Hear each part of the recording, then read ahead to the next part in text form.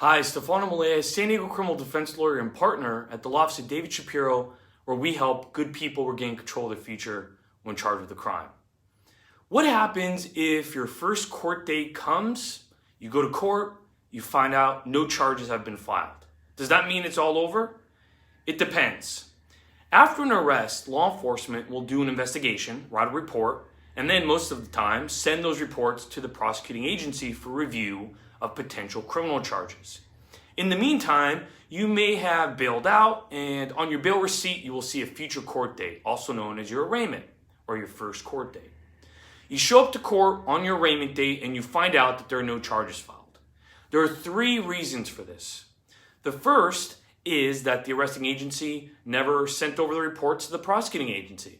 The case may have died on the vine, or if you got a locally experienced criminal defense lawyer, he or she may have been able to provide information to the detective that may have changed the perception of the case. The second possibility is that the reports did get to the prosecuting agency, but the prosecutor didn't make a decision in time for the arraignment. Sometimes they need additional follow-up or are waiting for callbacks, that kind of thing.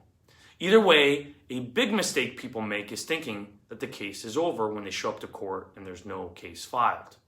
What people don't realize is that the prosecutor is not legally required to file charges by the arraignment date.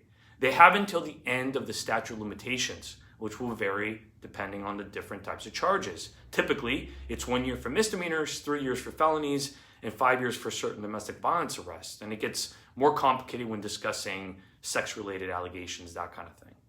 So what happens, sometimes what happens is that the person is bailed out, and months after the arraignment date, they either get a letter in the mail saying that they have been charged, or they get arrested on a warrant.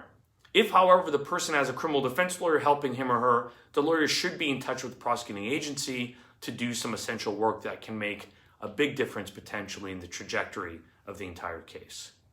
The third possibility is that the prosecutor received the case, reviewed it, but decided not to file charges. This is obviously good news, but there's always a caveat that if the prosecutor were to receive information about the case later on that's new, they could still file charges within the statute of limitations.